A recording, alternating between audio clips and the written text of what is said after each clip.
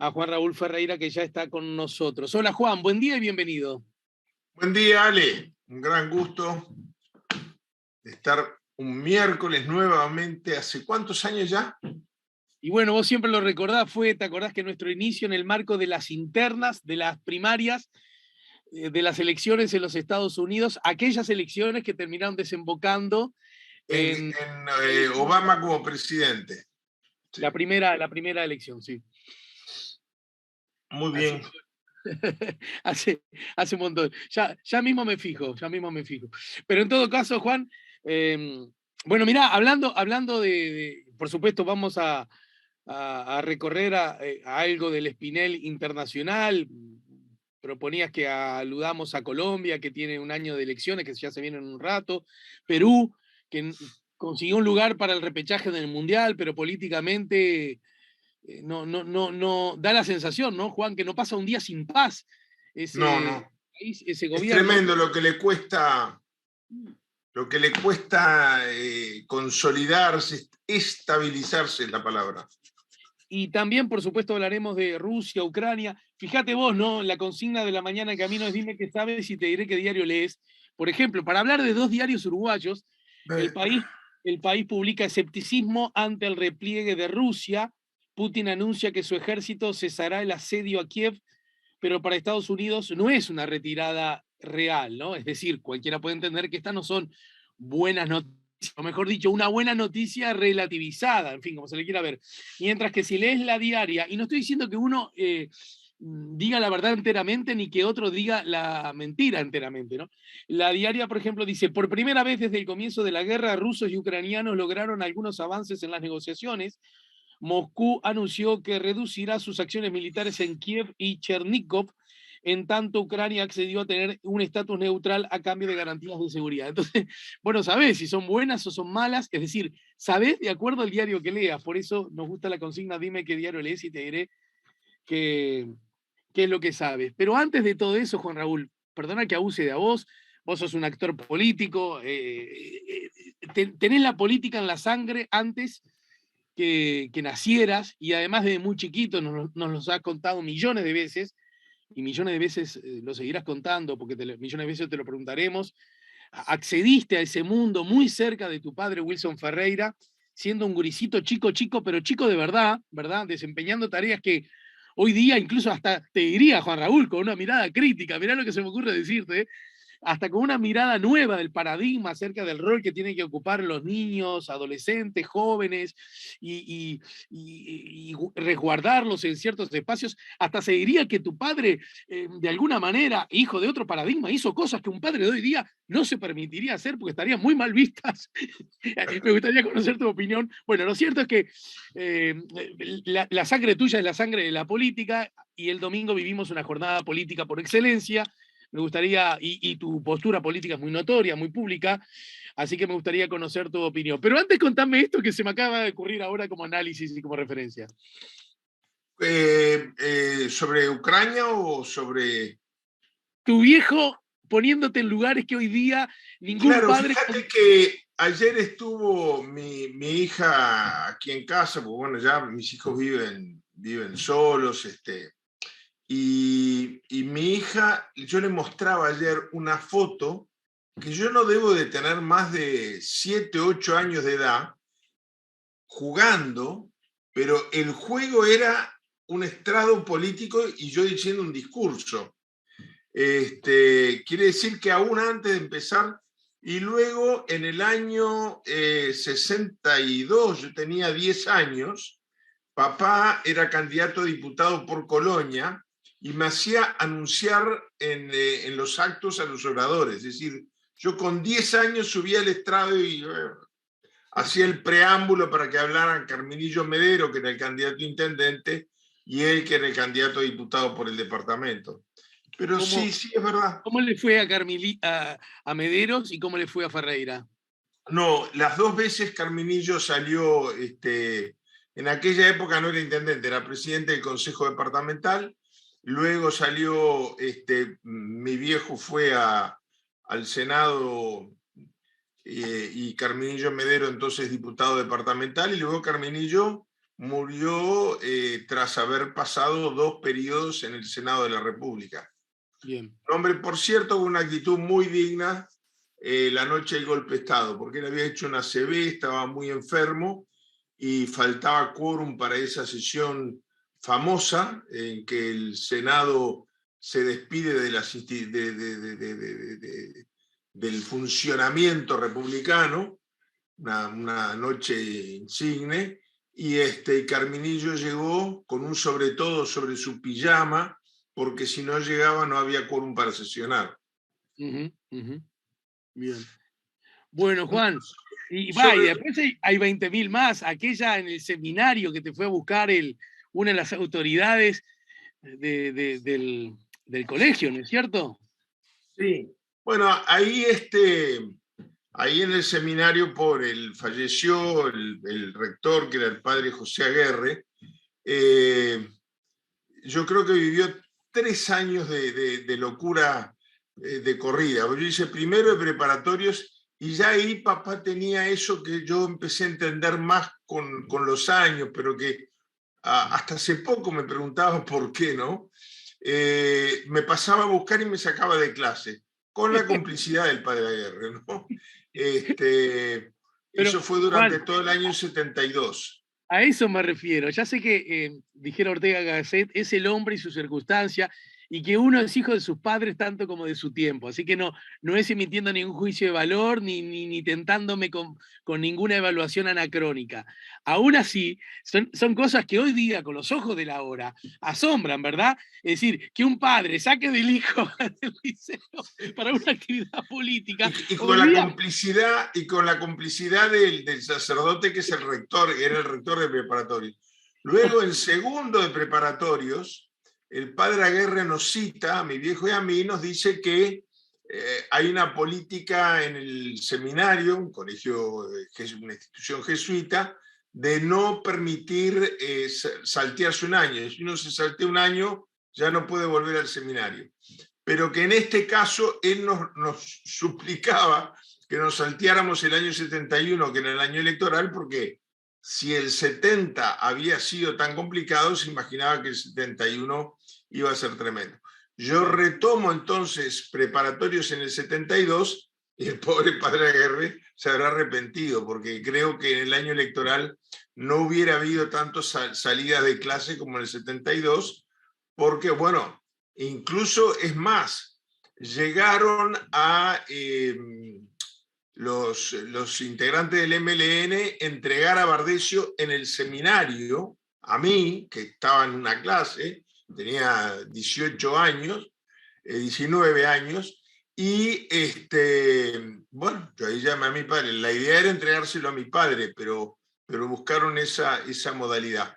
Y terminó el despacho del rector de preparatorios con el doctor Sanguinetti, que era ministro de Educación y Cultura en ese momento, con el comandante en jefe del ejército. En otro cuartito estaba Bardesio, recién entregado por el MLN. La verdad que el padre Aguerre se ganó un pasaporte con visa, múltiples entradas al portal de San Pedro. Bueno, Juan, breve ¿qué análisis político haces de lo ocurrido el domingo, de Bueno, lo yo ocurrido creo que, resultado? como siempre en el funcionamiento democrático, todo va a depender de nosotros. Es decir, esa paridad que hubo en la cantidad de votos, es más, hay que esperar incluso los votos observados para saber exactamente el voto por sí o por no, porque en realidad lo que se sabe a ciencia cierta es que el sí no llegó al 50% más 1 de los votos emitidos válidos. Pero a mí me gustaría ver también cuánto sacó el sí, cuánto sacó el no, que es otra cifra distinta. Pero en todo caso fue muy reñido la elección, siempre hay un ganador, aunque sea por un voto. Entonces es un tema que nosotros lo voy a decir abiertamente, yo apoyaba la derogación de los 135 artículos. Hay una cosa que queda clara, los 135 artículos quedan, pero luego hay que leer qué hubo detrás del pronunciamiento electoral. Y eso va a depender de nosotros. El país está dividido en dos mitades, una mayor y otra menor, pero prácticamente mitades. Las diferencias entre una opción y otra fueron menores que las que eligieron al presidente de la República, que fueron también muy estrechas en el balotaje de hace 2 años. Entonces, ¿qué va a pasar? Depende de nosotros. Yo, sinceramente, lo voy a decir como con la misma transparencia con que tú me lo preguntas, estoy preocupado con que esta paridad de voluntades políticas puede implicar dos cosas. O una buena noticia, que es que tenemos que entender todos que el país es de todos y que por lo tanto necesitamos conjugar esfuerzos para estabilizarlo, para no caer en el peruanismo, ya que vamos a hablar de política exterior en un momento.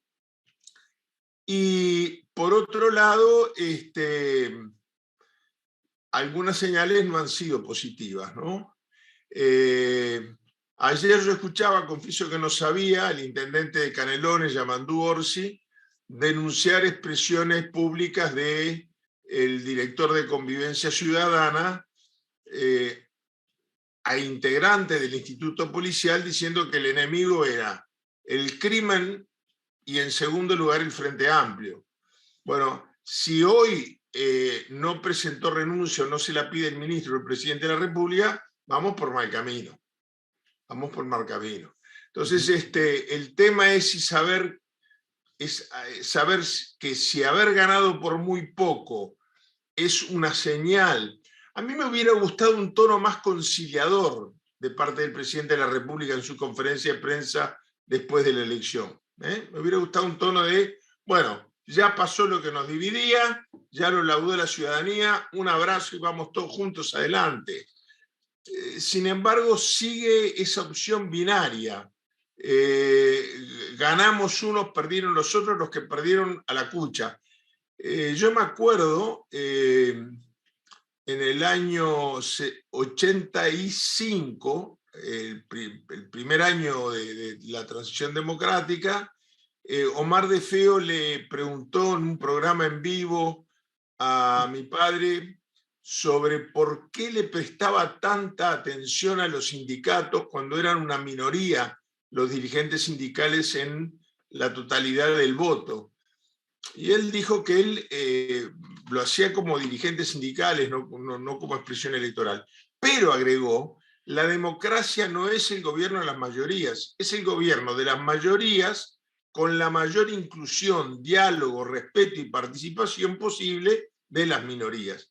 Y acá resulta que las minorías son minorías por menos de un 1% de los votos. Entonces, creo que quienes ganaron y quienes perdimos, tenemos que elevar todos la mira y mirar al país como un país de todos, en el cual la ciudadanía nos ha dado responsabilidades a todos. Pero me parece que se ha generado una grieta. Incluso yo conozco familias que se han dividido tremendamente por que unos votaron el sí, otros votaron el no. Y realmente de eso va a depender mucho si esta paridad electoral consolida o debilita mucho las instituciones democráticas. Bien, vayamos entonces a la información internacional, ya que aludiste ahí al pasar al Perú, ¿verdad? ¿Qué es lo que está pasando en el último ratito? Perdón, no quiero ser frívolo, pero hay veces que hay que referirse en esos términos, porque como que lo decían en el arranque, ¿no? Da la sensación, incluso escuchando tus análisis semana a semana, que el Perú políticamente como que no encuentra paz nunca, ¿no? Sí, yo cuando era un poco más que un adolescente, mi primera juventud, los 2 primeros libros en serio que leí fueron 100 años de soledad, que me fascinó, y Conversación en la Catedral de Mario Vargas Llosa. Y me acuerdo que en Conversación en la Catedral había una reiteración permanente. La Catedral es un bar icónico, muy conocido del Perú. allí hasta el momento de su muerte, Víctor Raúl Haya de la Torre se reunía con su rueda de seguidores y de amigos. Y en la novela de Vargas Llosa, un personaje, era ficción obviamente, Zabalita, le preguntaba a su interlocutor, ¿cuándo se jodió el... No, el interlocutor de Zabalita, ¿cuándo se jodió el Perú, Zabalita? Me acuerdo de la frase reiterativa en él. Le cuesta mucho al Perú asumir incluso resultados electorales, decisiones políticas, etc. Yo recuerdo que estuve allí de jefe de misión de observación electoral en las elecciones en que fue electo Pedro Pablo Kuczynski. Bueno, duró muy poco, electo en segunda vuelta contra Keiko Fujimori también, como Pedro Castillo, pero por un margen superior de votos, y sin embargo no llegó a terminar su mandato. En este momento, fíjate qué curioso este dato, todos los expresidentes peruanos, menos aquel en que todos coinciden que cometió delitos de lesa humanidad, que fue el padre de Keiko Fujimori, el expresidente Fujimori, que recientemente fue dejado en libertad, pero que seguramente volverá a ir preso porque se recurrió la resolución judicial que lo dejó en libertad ante la Corte Suprema de Justicia, donde aparentemente va a haber una mayoría para que regrese a la cárcel. Salvo él, que nadie se quejaría si estuviera preso, todos los expresidentes del Perú están presos. Y uno se quitó la vida en el momento en que iba a ir preso, Alan García Pérez. Hay algo que están dando mal. Yo siempre cito, perdóname que sea reiterativo, el ejemplo de la reunión en Guayaquil entre Simón Bolívar y el general José de San Martín, donde se llevaron muy mal, no se entendieron, y la discusión entre ambos era sobre cómo se tenía que gobernar el Perú.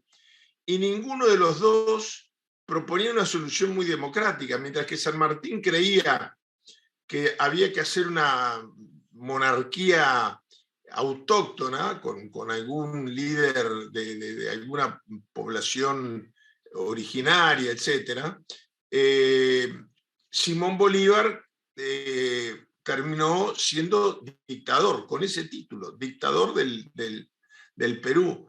Pero el ejercicio democrático ha tenido una gran dificultad en penetrar la cultura peruana. Este periodo se anunciaba como muy difícil y muy frágil porque la multiplicidad de candidatos en la primera vuelta hacía que cualquiera de los dos que fuera electo en la segunda vuelta, bueno, era la opción entre el menos malo, pero tenía que ganar con gente que no lo había elegido en la primera vuelta. Y la verdad es que, bueno, en lo que va del año, hubo 5 propuestas de formación de gobierno al Parlamento y ninguna fue aprobada. En Perú hay un régimen muy curioso, es un régimen presidencialista, pero hay un primer ministro. El primer ministro es el responsable de lograr las mayorías parlamentarias y ha sometido a consideración del Parlamento 5 gabinetes ministeriales y ninguno de ellos ha sido aprobado.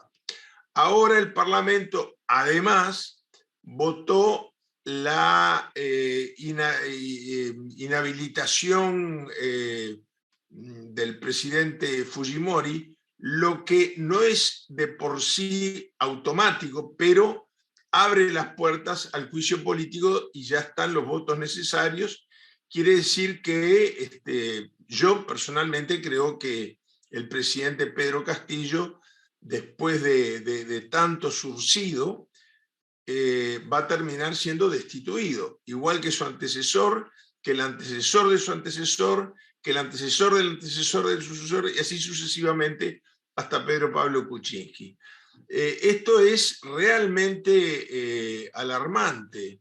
Resulta que el último periodo de cierta estabilidad política fue cuando Fujimori se declaró dictador. Ujú. Es doloroso reconocerlo, pero es así, no está logrando generar un consenso, no un candidato u otro, sino el funcionamiento del sistema democrático parlamentario. No cuaja. Y esto viene así desde la época de la colonia, lo que hace que no nos sorprendamos mucho, pero sí que nos preocupemos más. Vamos a esperar día a día, pero creo que esta va a ser una semana cargada de noticias y que vamos a tener el tema en nuestra mesa de trabajo la semana que viene también. Y se vienen elecciones en Colombia. Estuve leyendo ayer, ahora estoy un poco perdido, hubo un primer debate entre distintos candidatos, faltaron algunos, pero bueno, la rueda gira y se vienen las elecciones, ¿no? Bueno, en Colombia yo soy más optimista porque en lo personal creo que le llegó la hora, porque se fue preparando paso a paso, elección tras elección, al candidato Gustavo Petro. Gustavo Petro es un hombre que tiene, no estoy hablando por afinidad política o no, porque es otro país, no me gusta ingerir, intrometerme en los debates internos. Pero digo lo siguiente, en este momento a Colombia le cuesta mucho asumir el tratado de paz que lograron la FARC con el gobierno para terminar más de medio siglo de enfrentamiento militar, sobre todo en la provincia de Huila. Bueno, no es representativo lo que voy a decir, es más marketing, pero no deja de tener cierto valor. La guerrilla en Colombia llegó a ocupar mucho más territorio, más de la mitad del territorio. Es cierto que es selva, no es territorio poblado ni cultivado desde el punto de vista de los cafetales o la agricultura, pero bueno, es impresionante, un país donde el gobierno tenía mandatos sobre menos de la mitad del territorio. Y lo otro era tierra absolutamente bajo control de distintos grupos armados, no solamente la guerrilla, sino también el narcotráfico, etc.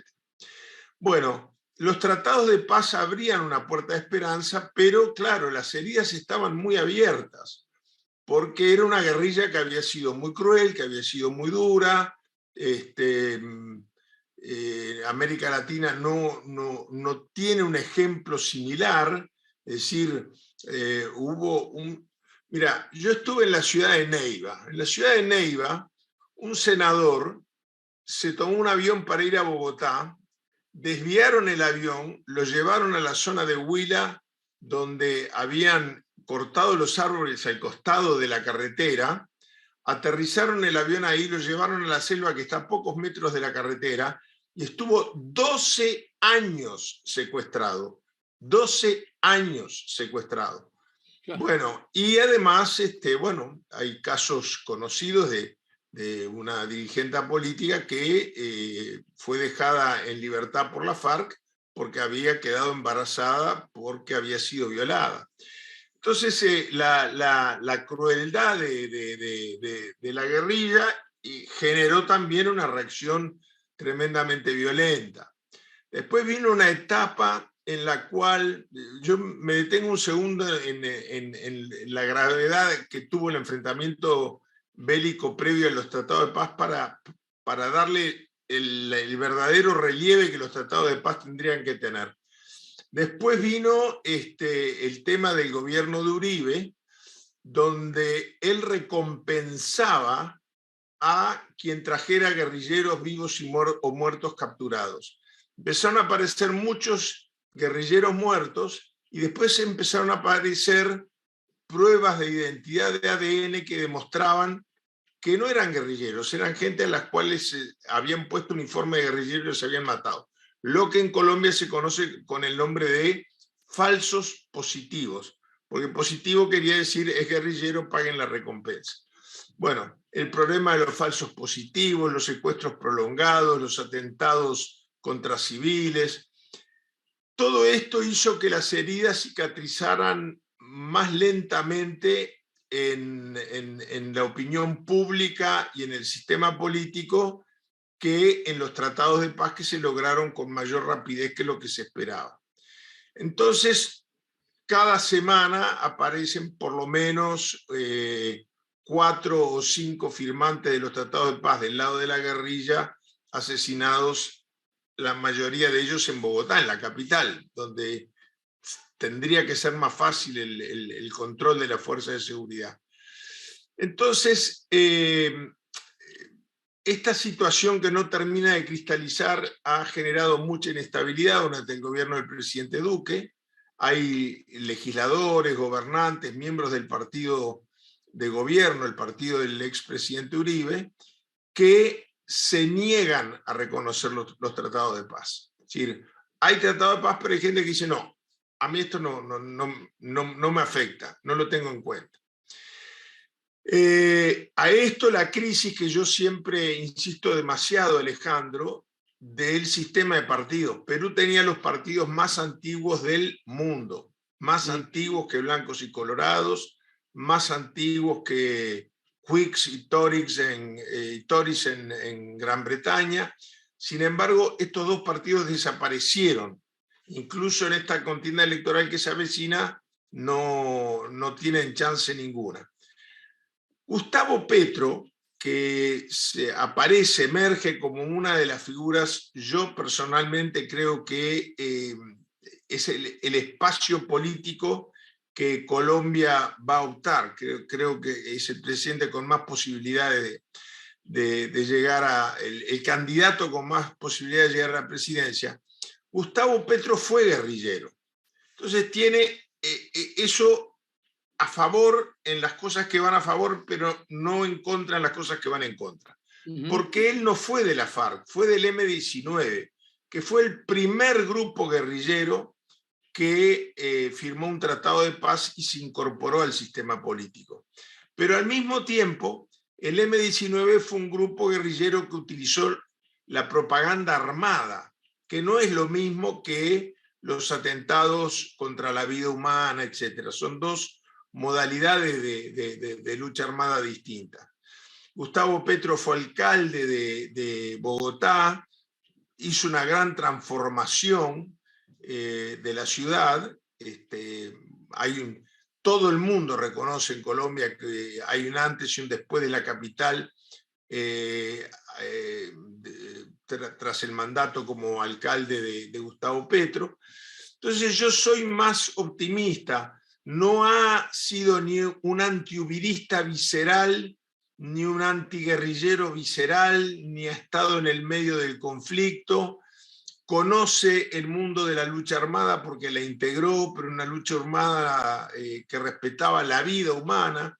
El episodio más célebre del M-19 fue la toma del Congreso, que terminó con los guerrilleros con un salvoconducto y ni un solo herido, no digo muerto, ni un solo herido.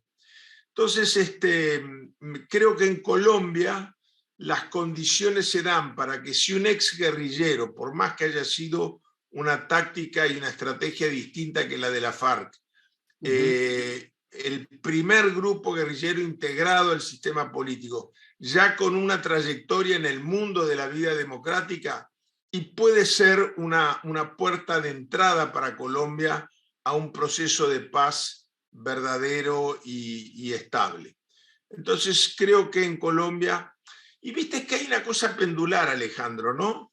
En América Latina el péndulo se mueve hacia el progresismo, de alguna manera, por más que es un dirigente político y que el M-19 se transformó en un... Y bueno, en cuanto al tono de la decisión del electorado, no es muy distinto que la opción que hizo Chile cuando eligió a Gabriel Boric como presidente. Es decir, Claro. sí, es una figura que viene de fuera del sistema político, tiene más años dentro del sistema político Petro que Boric, y a lo mejor eso es a favor de la estabilidad en el momento que vive Colombia. Pero bueno, también hay elecciones en Brasil. En Brasil las elecciones tienen además, ¿puedo meterme un poquito en el Brasil? Sí, pero tenés poquitos segundos. Digo esto nada más, la elección del candidato a vicepresidente de Leonel Brizola, perdón, Te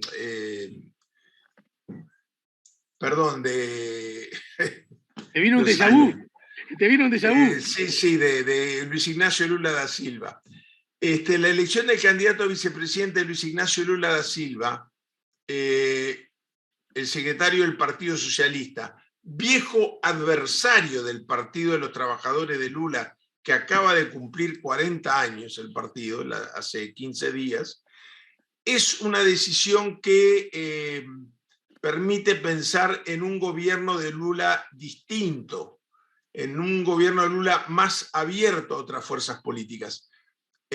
Candidato a presidente y a vicepresidente, esa fórmula fueron viejos adversarios, casi que enemigos, y ahora se unen para generar una opción progresista y anti-bolsonarista.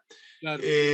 Creo que esto es un hecho alentador porque las encuestas están dando que el resultado está cantado por adelantado. La fórmula con su viejo adversario de Lula no es para conseguir votos porque no los está precisando, es para anunciar que viene una etapa nueva y distinta en la democracia brasilera.